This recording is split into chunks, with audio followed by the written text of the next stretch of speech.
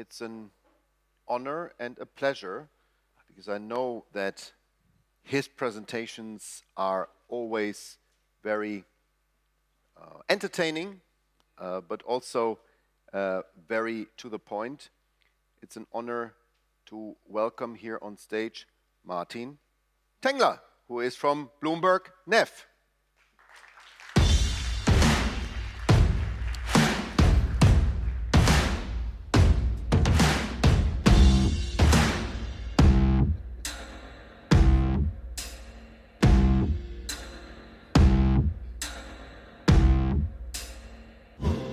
Before we even start with his presentation, I wanted to ask him, so far the conference is going on, is there any takeaway that is really groundbreaking, something new, something you say, wow, this I did not expect, or this is positive, in the positive sense, shocking? I really liked the presentation by the Omani minister. I liked the 3 points that he mentioned. So that was, we need to keep the same policies. We should not be changing them, or tell us what to do, and then we'll do it. Number 2 was demand incentives, which I'll talk about in my presentation. Aggregation. And number 3 was aggregation. Aggregation. So I have the same feeling. So you never know, huh? You invite a minister, you never know what you get. The guy was speaking without script. He knew exactly what it is about, what is at stake for his country. And I liked it very much. So it's not just a partner country. You see that there is a country somewhere in the world that is really a factor, that is really an interesting option for the future. We'll go there. We'll go there not only for holiday, because I saw nice pictures from friends being there. So, Martin, what's on this year? Hydrogen aligning the stars, your presentation. Martin TENGLER, BloombergNEF. Thank you, Jorgo, and hi, everyone. So, to steal the words of a speaker before me, I think there's some reason for grumpiness in the hydrogen sector right now. The latest scorecard that we gave to the hydrogen sector in our latest hydrogen market outlook is 9 points out of 25. And the main issue that we see is costs being high, and as a result, demand being low, which I think we've heard from several speakers, including the minister from Oman today. And that's a challenge, that's a problem, because hydrogen actually does need to play an important role if we're going to reach net zero by 2050, particularly in decarbonizing aviation, shipping, steel, and in decarbonizing hydrogen itself, gray hydrogen switching to green and blue. But unfortunately, we are not headed to a net zero world right now. Only 6% of the production capacity in our database has identified an off-taker, and only 13% of that 6% is binding offtake. The result of that is that we've got a big dissonance between very large ambitions from producers, that's the red bar, 70 million tons by 2030, very large ambitions by governments, 25 million tons by 2030, but the reality in our latest forecast, which we just published, is about 5.5 million tons of green and blue hydrogen production capacity being online by 2030 in our base case, and 8.5 in our optimistic scenario. So what can we do to get hydrogen going? In our view, policy right now is the only answer because of the cost challenge, and in particular, what we call the 4 stars, the 4 policy stars, that if they align at the same time, we see projects taking FIDs, we see offtake agreements being signed, we see stuff happening. So I'll walk you through these 4 stars, and the first star we've heard a lot about today is funding. This is from our funding tracker, subsidies tracker. We track more than $270 billion of subsidies for hydrogen around the world, which is a huge number. One of the small challenges with this number is that very few of those dollars actually go towards demand, which is the problem that I've said we need to address. And another small challenge is that, particularly in the US, not all of this money may be available anymore because of the passage of the One Big Beautiful Bill Act that shortens the period for green hydrogen to claim the tax credits. The second star we've also heard about today from other speakers are demand incentives. So I mean things like quotas and contracts for difference. When we sum up all of those demand incentives that we have been able to capture in our database, we get to about 1.7 million tons of green and blue hydrogen being incentivized by the likes of the European Union, Japan, Korea, India, etc. And I know some of you may say, wait, European Union has RED III, it has aviation and shipping quota, shouldn't that be at least 2 million tons per year? And yes, it should, if it were implemented. So the implementation of these quotas and how much they bite is actually very important. And unfortunately, what I've heard from many people before and today as well is that some of these quotas are not being implemented as quickly as they should be.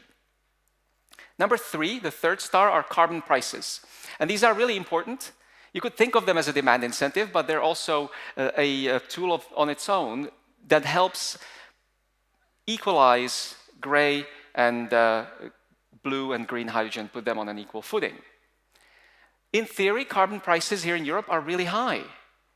But the problem is that the sectors where the probability of decarbonizing using green or blue hydrogen is the highest are the ones that actually have the lowest carbon price because they get free allowances. That, such as ammonia, where we've got a carbon price of effectively zero today. Now that's going to change with the adoption of the CBAM, the border adjustment mechanism, and the phase out of those free allowances, which around the mid-2030s could actually incentivize the use of blue ammonia in Europe. Not green, because green is too expensive, but blue ammonia could actually see some use cases. And number four, and this is where I could have picked a chart, but instead I picked this picture, is midstream, the support for pipelines and ports and all the things that we need to store and move the hydrogen. This is a picture from our recent summit in Munich with 4 panelists, some of them may be in this room and some of them you probably know, raising their hand in agreement with the statement that Germany needs to finish building its hydrogen pipeline in order for the entire European hydrogen sector to leave the trough of disillusionment. When these 4 stars align, that's when we see offtake agreements being signed. And this offtake agreement was already mentioned by Sopna earlier today, the RWE Total agreement for 30,000 tons of green hydrogen for 15 years from the year 2030. And I'll walk you through our take, which may be wrong, our take on how it is possible that an offtake agreement like this could have been signed. And all of these 4 stars aligned and they play a role in our view. So number one, that's the bar on the left. There was a large subsidy from the German government, 619 million euros to RWE, which has reduced the capex of the project by about 70% and the levelized cost of that hydrogen, based on our estimates, to about $7 per kilogram. But why would Total want to be paying $7 per kilogram if their gray hydrogen costs about $2 per kilogram? That's where the other stars come in. First, there's the RED III quotas, which Total has stated they want to meet. And also, there is effectively a carbon price in Germany, which is called THG, the THG quotas. And these are effectively in carbon price for oil refiners. But if they reduce their emissions using green hydrogen, they get to triple count the savings. And that, in our view, which may be wrong, it could have increased the willingness of Total to pay about those $7 per kilogram. So our best guess is that this is about the price at which these two may have met. And then the final star, very important, is midstream. These 2 projects are 600 kilometers apart. The refinery in Leuna in eastern Germany, the project to produce the hydrogen in Lingen in the west. Without the German government's support for the pipeline for the core hydrogen network in Germany, this project, of course, this offtake agreement cannot be honored. So this is, in our view, the biggest risk and also the biggest enabler to offtake agreements such as this one. There are many other offtake agreements, so I just picked this one. If you are interested in the list that we've got, the offtake agreements database, come talk to me after my presentation. When you sum up all of these European incentives, we get to 1.2 million metric tons of green and some blue hydrogen being produced per year in 2030 in our forecast. So 1.2 out of those 5.5 million is here in Europe. Then there's the US. And the US has had a lot of uncertainty when it comes to hydrogen, both because of President Trump, but also caused by events that precede his election. But even during this uncertainty, we still saw projects taking final investment decisions, such as this one by CF Industries, Mitsui, and JERA for the export of blue ammonia into Japan, into Korea, and also into Europe on the basis of that carbon price, taking a bet that that CBAM phase-in and the free allowance phase-out is going to create a business case. So in the US, we actually see the US as being the biggest producer of clean hydrogen by 2030 with 2.1 million metric tons, most of which is blue. And most of it has already taken a final investment decision, so quite likely to actually get built. Then there's China, which, despite having had very few incentives until recently, has already been the largest producer of green hydrogen, as we've heard from other speakers today. But what's interesting now is China's actually coming up with incentives. And these stars in China are beginning to align by the Chinese government telling state-owned companies and provinces to start building green hydrogen. And that's a large incentive, star number 1, star number 2. And star number 4, midstream, is also being fulfilled by China, by the government supporting the build-out of pipelines leading from the west to the east. So China we see as producing about the same amount of hydrogen as Europe in 2030, about 1.2 million tons, all of which is green.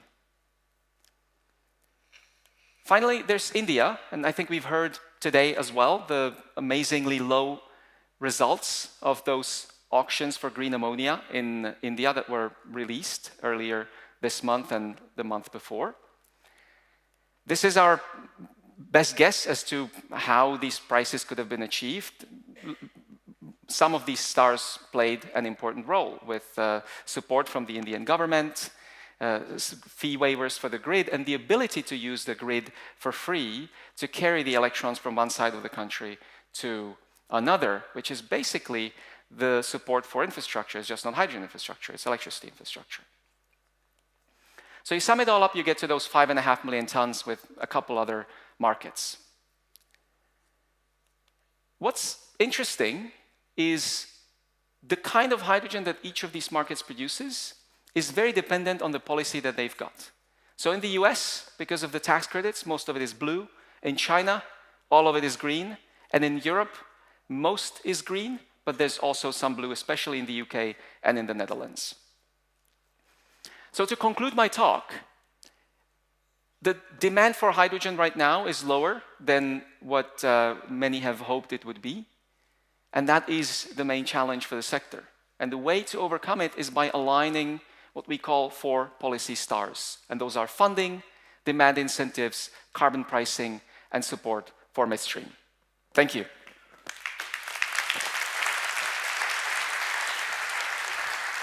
Did I promise too much?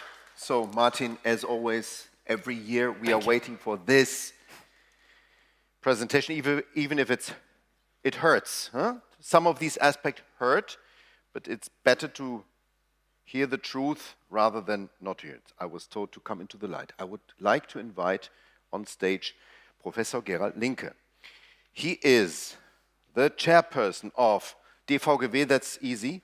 It's the German Technical and Scientific Association for Gas and Water.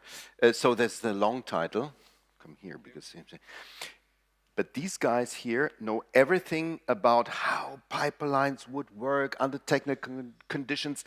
And for many, many years, he is somebody who argues for hydrogen. It's for me an honor and a pleasure to see you here on stage to moderate a panel. I would love to moderate, but you are basically our star for that panel. Gerald, thank welcome. you very much. Welcome and thank you very much.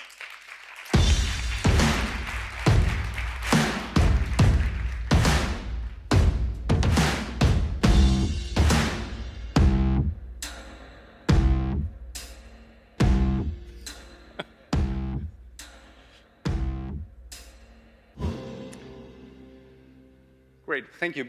Before we start the panel, I have also the honor to give a short presentation about the same topic, namely resilience of critical infrastructure, energy on the one hand side, digital infrastructure on the other hand. And Jorge, you know that I'm happy to be here. I'm a big fan of Hydrogen Europe and this conference because it brings policymakers, stakeholders together. And for us in Germany, it's also very important to share our results, our know-how here with this audience. I'm presenting the German Gas and Water Association. We are the standard-setting body in Germany. This morning we heard we don't have enough standards for hydrogen. That's not true. I think what was mentioned is that we don't know exactly the market rules, but we have all the technical standards in place. My association did this for natural gas, for water, and we have also the full standards, around 200 for the hydrogen transport through German grids. We do this based on our research. We have 500 researchers in Germany which have studied more or less every problem that could occur with hydrogen, like is the material tight, what is the case in a combustion engine, etc. And this is the basis for our German standards. And we train 40,000 people a year, not only in Europe, but also in Canada and in the US, as an example. So this is our field of activity, and the association is with 1,000 employees and 14,000 members, a quite big association. Let me recall where we want to start our debate from about digital infrastructure and energy infrastructure. There are many arguments to favor hydrogen as a key element for climate neutrality and a resilient future. You know, some of them, like 80% of our energy supply in Europe, really depends on molecules and not on power. Another reason is we can shape more or less the carbon footprint of our future gases by either picking green hydrogen from electrolyzers or blue from pyrolysis, turquoise from pyrolysis, and other technologies. That means we can define the speed, how we want to decarbonize natural gas, hydrogen blends, and also which carbon footprint our future hydrogen will have. And of course, this comes also with costs. And economy plays a larger role than it did a couple of years ago. Hydrogen can be sourced globally. As you can see here on the left picture, there are some corridors we are tracking at the moment. And this has, of course, a positive effect on the security of supply if you have a broad portfolio of different countries that can deliver hydrogen to Europe. And it lowers the price due to competition. Finally, hydrogen can be stored over larger time periods, like months, for example, in underground natural gas storages. And the grid itself is a huge buffer. A little pipeline with a diameter of, let's say, 60 centimeters can transport as much energy as 20 nuclear power plants would produce, or as 8 big pylons of high voltage power would transport. So the peak power is much higher. We are measuring the progress in ramping up the hydrogen economy, especially by looking at the grid. And here we have started the construction of the hydrogen backbone. You have heard this today several times. In Lingen, there is a piece which is built near to the border of Netherlands. In the east of Germany, there is a triangle with chemical industry and other appliances, also storages. They will be connected through the core grid. And by the end of this year, 500 kilometers of this grid will already be filled with hydrogen.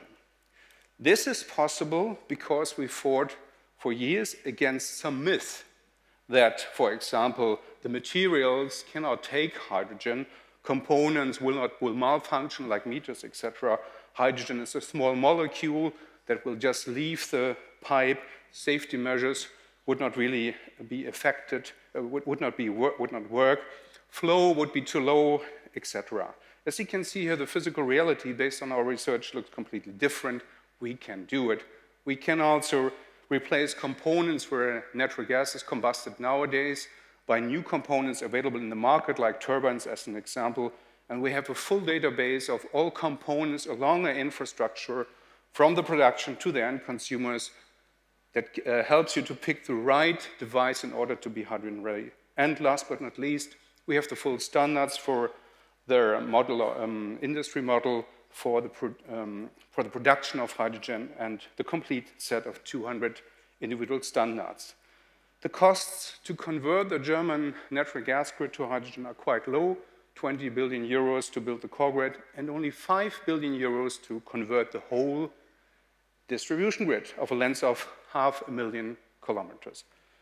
Okay, but what does this have to do with IT and with AI? Let's start very simple with a very simplified energy system. The production of power in an ideal world by wind and solar, and at the bottom of the page you see the city or the consumers that want to use this power. The picture gets more complex if we want to increase the resilience of the power system. And here I've introduced on the one hand side the production of hydrogen through power to gas that is fed into the green grid, as you can see here, and vice versa, the production of power from a power plant to increase the resilience of the power grid. Of course, we can also collect more renewable energy from the powerhouse North Sea via liquid power ammonia, and we can store the energy carrier easily for months. The picture gets a little bit more complex if we do not only look at green hydrogen, but also at turquoise and blue hydrogen. There we can use the existing natural gas value chain to convert through pyrolysis, for example, natural gas into hydrogen. From my point of view, this is also a source of homemade hydrogen, just through a different technology that consumes only 1/5 of the power compared to an electrolyzer. The picture for our topic today gets complete if we add the data center as one of the major consumer. Here you see, in this case, that the data center is powered by a fuel cell, and then this data center provides computing capacity. Of course, we can also utilize the heat, and there's this connection between these three elements. And if we also add what's going on the different sides, you see the picture is getting quite complex, because wind and solar is not always available. It fluctuates. The offloading of the ships take place from time to time, and the ship has to stay for a couple of hours or days in the harbor. We need commands when to start the power plant in order to stabilize the 50 hertz frequency of the power grid. We need to know when to compress the gas in the system so that we can supply the customers. We also have to follow some schemes for the storage to fill them up for the winter. So as you can see, there is a lot of data that is involved in this picture, and if we reduce all the infrastructure, you now easily see the story that I want to show you here. Namely, while on the one hand side, hydrogen assures a reliable energy supply for the data center optimizes with smart technology the operation of a resilient energy system. It allows to observe in the supply chain the hydrogen grid, to start and stop the power to gas plants, to decide when to produce power out of gas, and of course also to schedule the way we want to store hydrogen or take it off the grid. There is a list of other reasons why gas can be the preferred option compared to the power grid. Here I have included some criteria.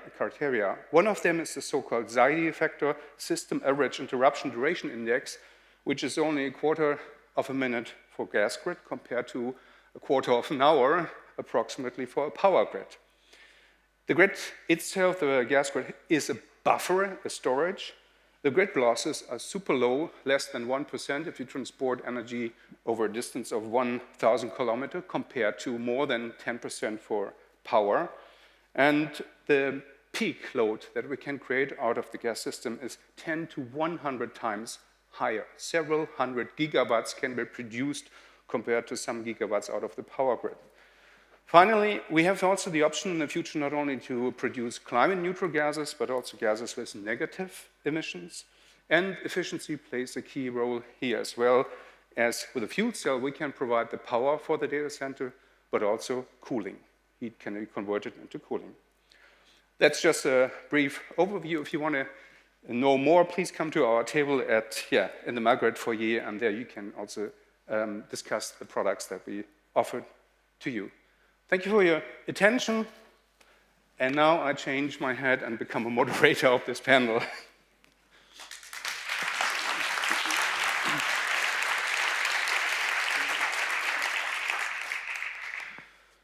So I think from this introduction, it's clear that without reliable and clean energy production and the infrastructure, there cannot be a true digital European transformation.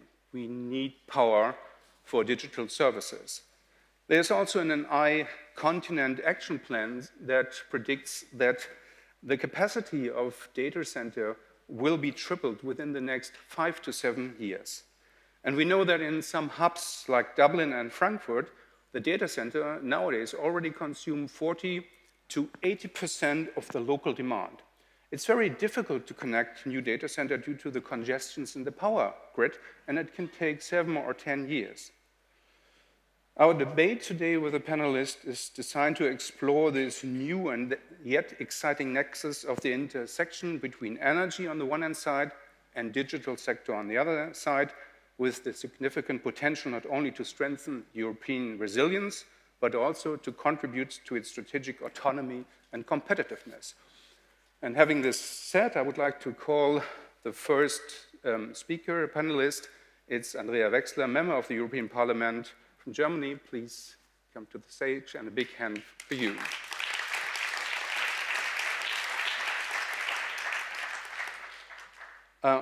Professor Dr. Andrea Wechsler is an MLP, as I mentioned before. From 2013 to 2024, she served as a professor at the business school of Pforzheim University. She directed also the Gründerwerk, Center of Entrepreneur, guiding future leaders in business creation. I have a very long CV, and let me just pick some of your stations. You worked also as a professor with a prestige fellowship at the European University Institute in Florence and the Schoeller Research Center, and worked with the Max Planck Institute for Innovation and Competition. And during your academic journey, you studied in Columbia University, University of Oxford, that's really impressive, and also Ludwig Maximilian University of München. Glad to have you here. Thank you.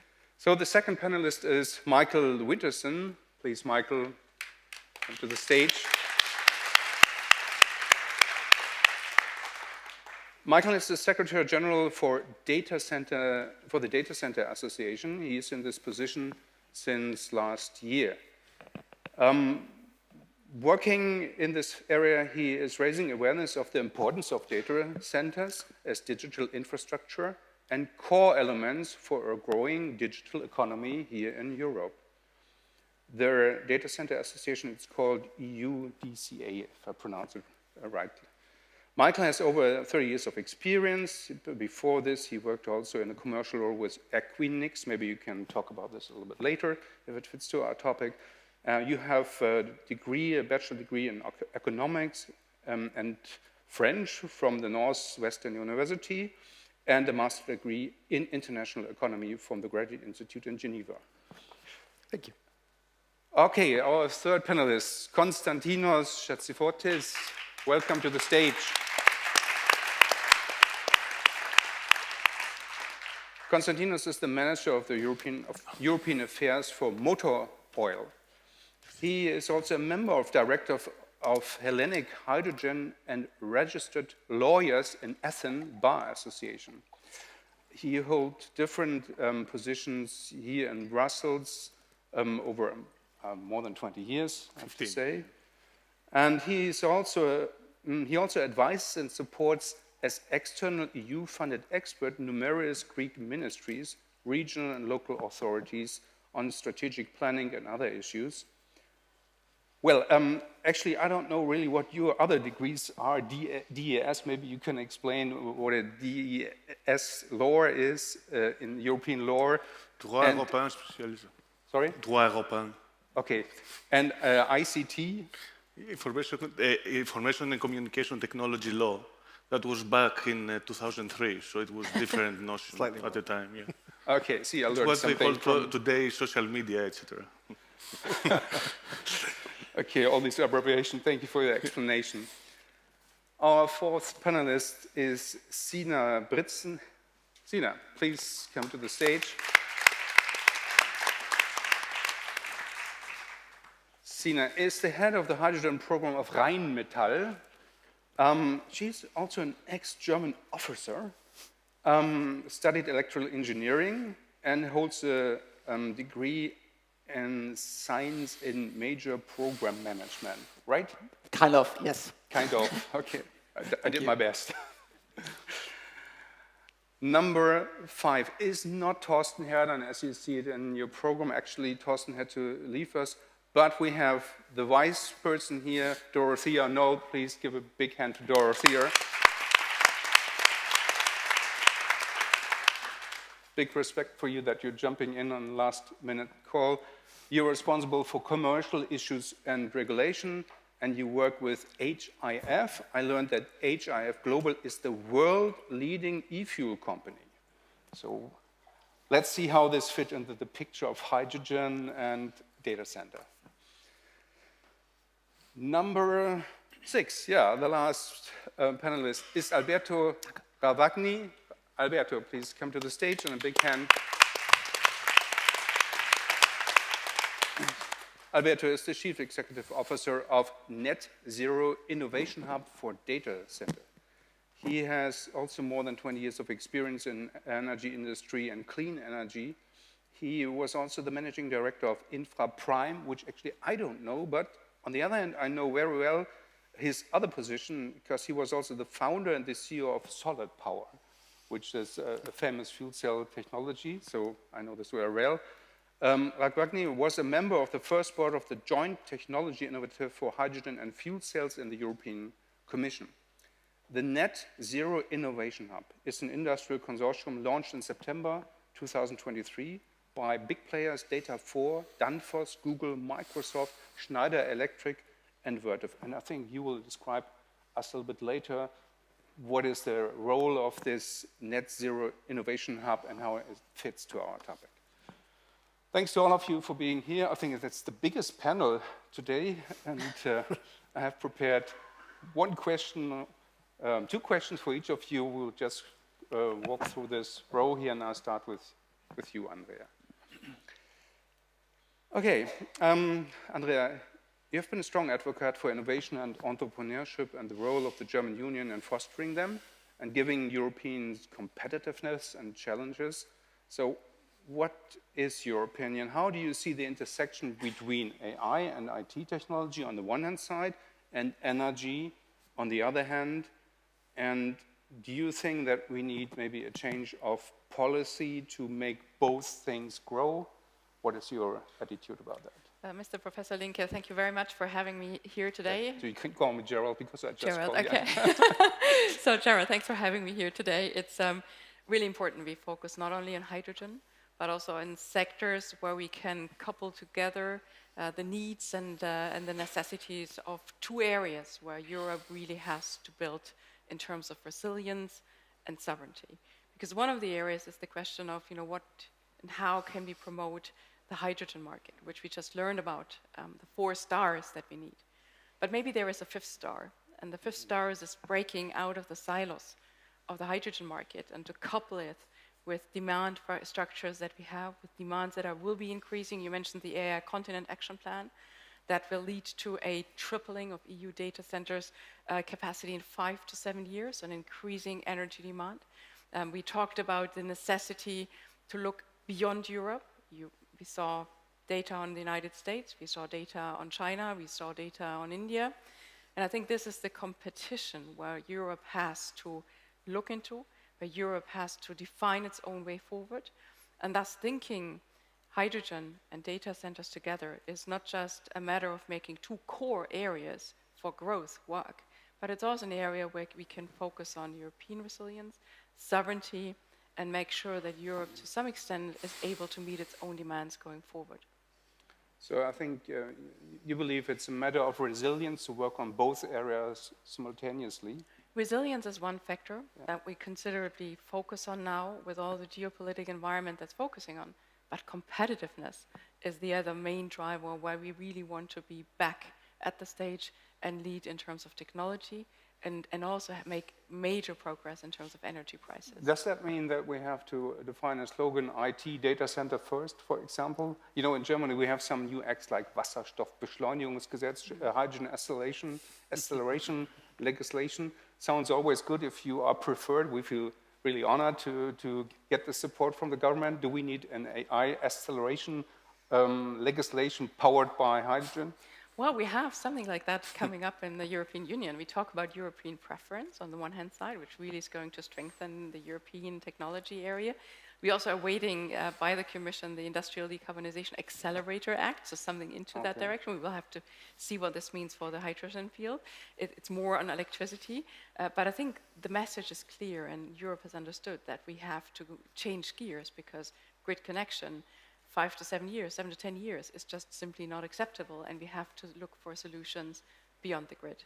Okay, let's change gears and talk to Michael. Michael, data centers were once a relative invisible industry, but today they sit at the core of Europeans' digital and technological ambitions. We heard from Andrea how important they will be for our resilience. What do we need to understand about digital infrastructure and energy? How is Europe going to change the AI revolution? Do we play an important role? What are our pros and cons? Personally, I always associate AI with the big players in the US. Yeah. So what could be our role? And can you give us the advice, the trick, how we can overtake? You have a massive role. And it can't be underestimated. So first off, thanks. And second off, for those of you who've listened to me for these past 10 words, you know that I'm not a European. I'm a European by choice, but I've always loved technology. And I've been in this game for 40-some odd years, in the data center space for about 26. And so what we're seeing right now is a really strange inflection point. Our industry has been growing rapidly for years. 8 to 10% is our normal growth rate, and now we're looking at 15 to 20%, which will generate doubling or tripling of capacity in 5 to 7 years. And why should Europe do this? You're already constrained, you're already having a hard time with a lot of other elements, including your own security, your sovereignty, and the digitization and electrification of so many other industries. It's a problem. So I don't suggest that we should get some preferential treatment, but thank you for saying that. That was very nice of you. But we need to think about what's presented to us. I mean, we've all talked about the Mario Draghi report. He fundamentally blames lack of investment in technology as a core productivity dampener in Europe, and we need to unleash this. And this is where AI in Europe becomes unique. I could not describe better what you put up on the screen just a couple minutes ago. The complexity of building a multi-source electricity system, gas system, managing them together for a city, and then arbitraging them to make sure that they provide cost-competitive and always-on energy is amazingly complex. And the cool thing is that Europe has that expertise. You educate people to think this way. You think circular economics better than any other economy. And this is how you can apply AI to, you're shaking your head, but the reality is there are no other economies that think circularly. You don't think about, in America, you think about the corporation. In China, you think about the state. Here you think about the role of the individual and the social lifestyle that you want to build around it. That mental structure allows Europeans to think about circular economics, but they are massively complex, and you will need AI to do it, and you can use AI to help you solve these problems as you apply them against all the industries that you're good at: national health, pharmaceutical, manufacturing, social health systems, government systems, and actually your booming arms industry. But maybe we're catching up a little bit. don't you think we have to catch up? And coming back to the picture, I like the picture too, by the way, yeah. But you know, complexity has also a downside, namely vulnerability. So if you have a highly complex system, and maybe Sina from Rheinmetall can talk about this in a minute also, then if one component fails, it can cause a cascade. And do we need a data center in order to steer drones in the future, maybe to defend our whole complex systems? I'm not a military expert, so I don't know if I can answer that We question. hand this over to Sina in a minute. But fundamentally, the shape of the internet is such that it was literally designed and built to survive through a nuclear war. That's what it was designed for. And it's been, we have tested and simulated this, and the internet works. So we now need to do this at the physical infrastructure layer. So when we talk about doubling capacity, yes, in existing cities, but also in new cities around Europe, building the fiber optic connections, building more subsea cables connecting Europe to the rest of the world so that you can trade your data, ingress and egress, but across Europe, build this resilience in your fiber optic network, in your mobile network, and in your data centers. So we can easily forecast a doubling over the next 5 to 7 years as we build out more data center across more geographies in Europe. The triple is the AI Continent Action Plan, which looks to build out a set of AI gigafactories. And these will probably be in new metropolitan areas in Europe, which will actually create, instead of our resilience on 5 cities, Frankfurt, London, Amsterdam, Paris, and Dublin, we're now looking at maybe 10 or 12, which will in and of itself create resilience. Well, actually, we could really see at one point in time when the US were not supporting Ukraine anymore, how the defense system broke down. So data center play an important role also for the national security. But I would like to hand this stuff later to Sina. Let's continue with Konstantinos from Motor Oil. So I will shape the question a little bit more on oil, or let's say clean molecules. Why are clean molecules key to achieve our climate targets for the year 2050? And how do they influence also European resilience? That's my first question, and maybe with the second I would like to touch then also the aspect of AI and data center. But please, what is your statement about resilience and climate targets 2050 with molecules? Thank you very much for the question. Thank you very much for the opportunity to be in this so high-level panel. I represent a group of companies, a company that exists the last 50 plus years. We are a regional champion providing energy nowadays in 3 different ways, through electricity, fuels, but also circular economy. And what we present as our example, it's exactly resilience. Resilience to a very unstable geopolitical area with continuous changing economic environment at the very corner of the European Union where different societies, different needs appear.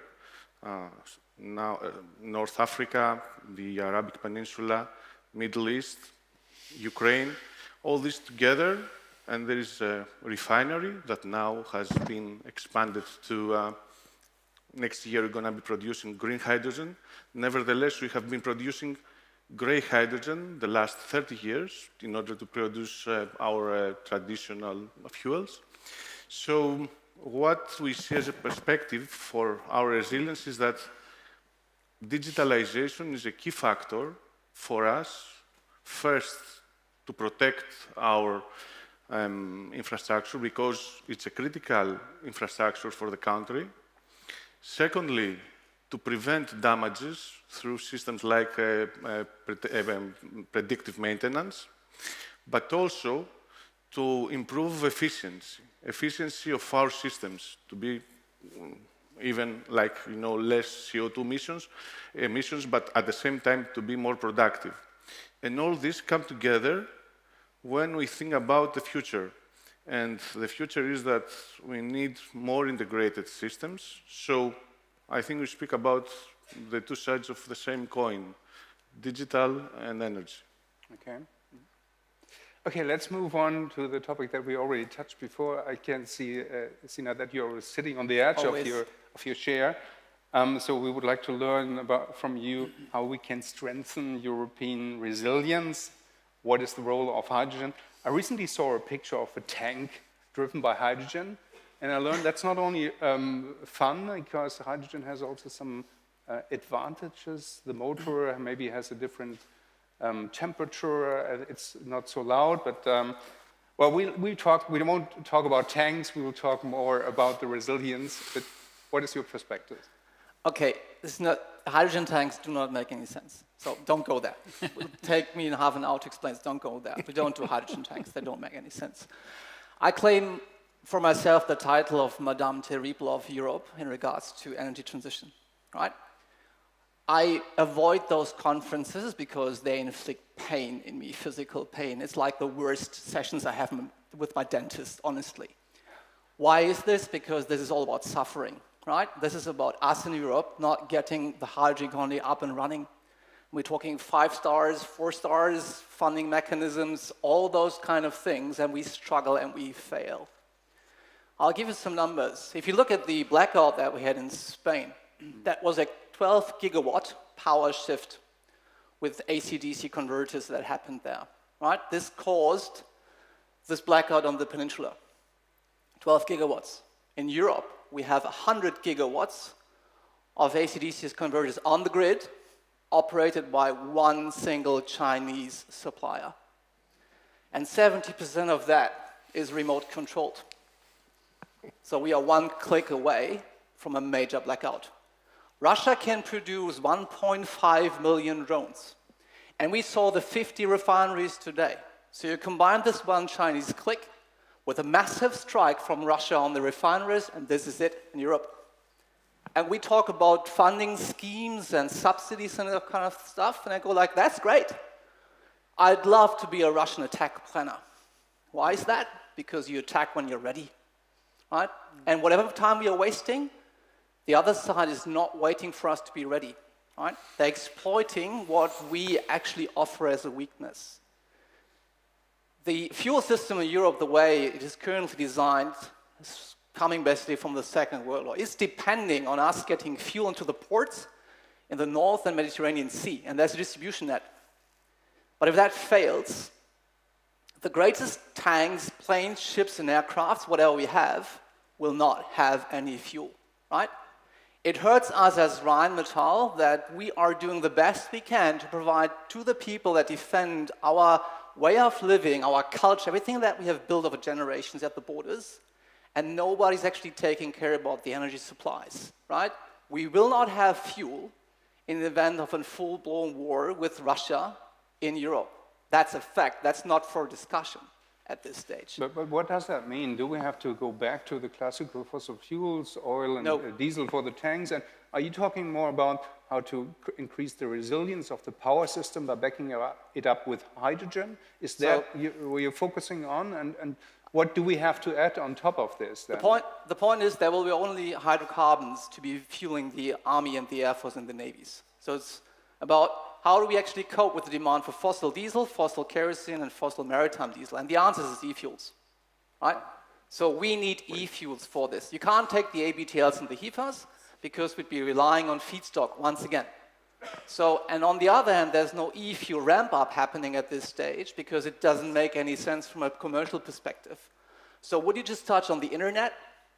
Computer chips and computers are there because of the nuclear arms race, with the US and Americans having to push the technology edge to actually get there. And we are suggesting the same. Do the investments into the capacity on producing e-fuels that we are ready for wartime scenario. We need 60 gigawatts of electrolyzers for this in Europe. We need a production capacity of at least 20 million tons per year of e-fuel. No derivatives, no hydrogen, no electrical tanks. We need the hydrocarbons for this. And as long as we don't close that gap, we have that open point, an open flank for any attack. Thank you. I think this is an excellent, yeah. Thank you. Obviously, we are all fan of European resilience, but I think this is an excellent handover to Dorothea, who will talk a little bit more about e-fuels and how we can increase our flexibility by using e-fuels? What is the role of homegrown e-fuels and imported e-fuels? And when Sina described the defense situation, I thought about the oil reserves that we have. Maybe a good idea is to promote also the use of hydrogen, that these oil reserves should be e-fuels in the future. Why not? So, Dorothea, what is your opinion about this? Yeah, thank you very much, Sina. And I would have appreciated to know what you say beforehand, because now it's very interesting to pick that up and take that impetus further. Because resilience is always the word, I mean, what is resilience and what perspective? That's a resilience from a defense perspective, right? Now, resilience has different aspects, and the complexity that we have here is to plan for all of them, right? We cannot design our whole energy system out of resilience in a defense area, right? And I also want to point out here, when it comes to resilience, what we feel as an e-fuels company, that yes, we need local production, but Europe has always been an energy importer.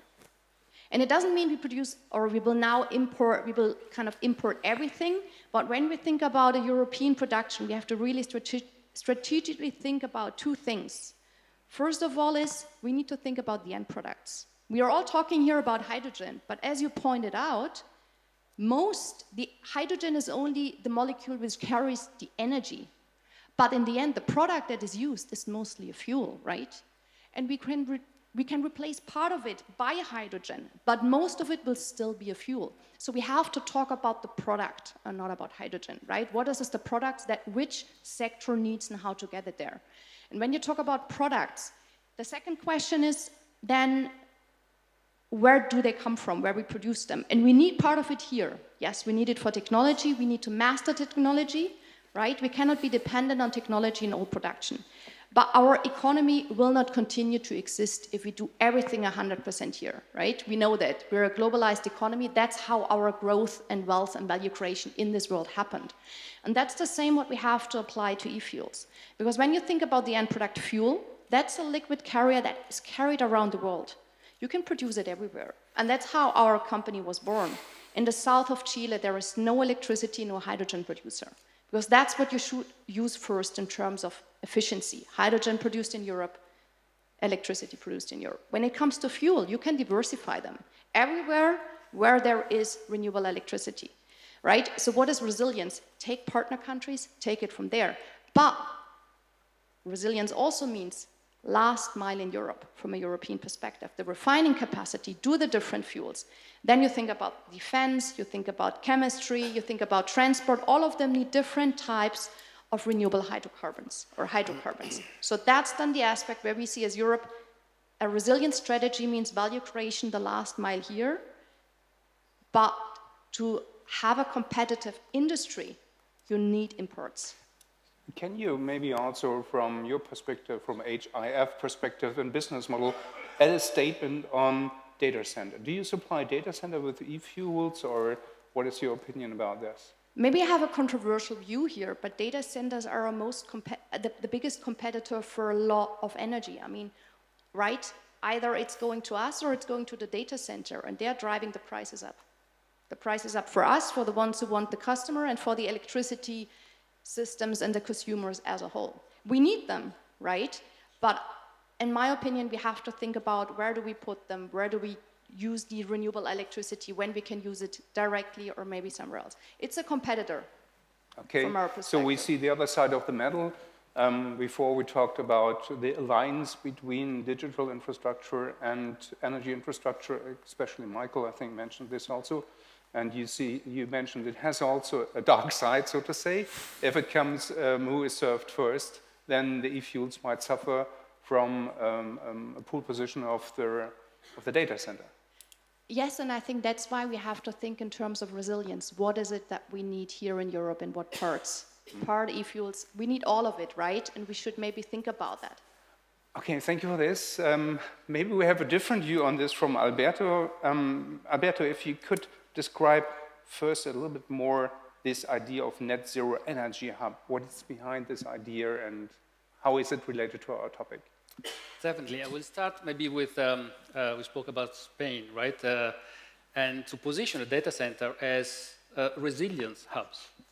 So earlier this year, at the day when there was the blackout in Spain, we were in Ireland at a workshop with our members, data center. They all have sites in Spain, and at a certain point, I don't know what time it was, all the telephones start buzzing. People start watching and say, oh my God, we need a break here. We're out of power in Spain. Now, 2 messages later, oh, no, okay, they are on generator, we'll be fine. That's what happens. That's a resilient infrastructure. And it's a resilient infrastructure because it's been designed that way. It is a mission critical. All the SLA, the service level agreement contract there, they have 5 nines. That means it is allowed to be down for a few seconds a year. And what we do with the digital energy hubs is we want to make these hubs, this position, to make that resilience part of the energy system. And this not because data centers are particularly altruistic, it's because of economic reason. Data center can grow only if the conditions are right, specifically if the power is affordable, competitive, clean, and available in a short time. And this is all not met for the moment. As we know, we have wait for years for connection and so on. So how does a data center energy hub, a digital energy hub works? It is on location. We go to a location where there is abundance of renewable. Renewables are the low-cost source of energy and homegrown in Italy, in Europe. So cheap gas is not an option for Europe. It is in the US.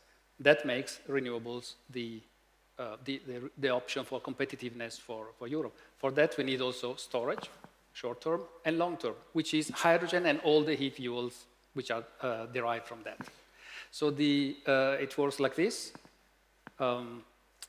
We put a number on competitiveness, and we say we launch a challenge, which is 10 cents, the 10 cents challenge, 10 cents per kilowatt hour. That's a competitive price. And we do it by using directly renewables, which is a single-digit number, without the transmission and distribution costs. What are the barriers that you're facing? I mean, if we look at the energy consumption of data center in Europe, I learned today it's around 3% of our energy. Right. And so it's quite a significant amount. And do you see really a chance to have in the future carbon neutral data center? Are there barriers that need to be removed in order to serve them? The challenge is mostly for the large gigawatt AI center that we want to build, that we need to build, because they cannot be in the usual area, the flaps, Frankfurt, London, Paris, and Dublin, and so on. The challenge is not the availability, it's not the power generation. There are more than enough projects that cannot be connected to the grid. And therefore, using the gas grid, and using the electricity grid, and using hydrogen and all clean molecules to transport that power, that's fundamental. So it's not a generation like a solar panel or a wind turbine in Spain or in Denmark. They generate power at exactly the same cost, more or less, like in Texas. So the Draghi issue with the power cost is not at the generation, it's the delivered power. And using molecules, using hydrogen, and using these hubs, putting together data center, power to X, and the clean power generation, and integrating this with the grid. That's the key point. When these resiliency hubs are integrated with the grid, they can provide grid services. They're not isolated. They're not using energy by themselves. Because they are balanced and they provide grid services, they allow more renewables to be connected, and actually they increase the amount of clean energy available on the system. I think, again, you're referring to this integrated picture with the high Absolutely. complexity of That data center, That power, picture is and exactly gas. right, and yes. Yeah, well, ladies and gentlemen, I see that we're running out of time. I don't want to overdo, and we have prepared a second round, and if there's time, a third round, and therefore I start with a third round, which is quite easy and gives you more room for freedom, namely, My question is, in one sentence, what would be your priority to make Europe a leader in resilience, competitiveness, and decarbonization? And if you want, you can add also another statement coming out of this debate where we hadn't time before. So I would like to start with you, Andrea, again, and please keep yourself short, because I have been asked even to give a summary at the end, which will be also very short. Please. Well, thank you very much. I think very important is plan for the system and not for power molecules or digital, but try to think interconnected. And one more point, adding on the discussion that we had, I'm a child of the Cold War, and I had nuclear weapons right in the forest next to where I lived. Europe has always been a peace project, and that's just the primary focus in Europe right now. But at the same time, we need to make sure that competitiveness is working, that we make business cases out of hydrogen, out of data centers. And even though the environment could be much better right now for us, we still have to focus on getting this industry going and to think out of the box and to come to joint electricity hydrogen planning. Thank you. Yeah. Thank you. We want peace in the future as well. Yeah. Michael, what is your today recommendation priority? We're entirely dependent upon electron-based energy today.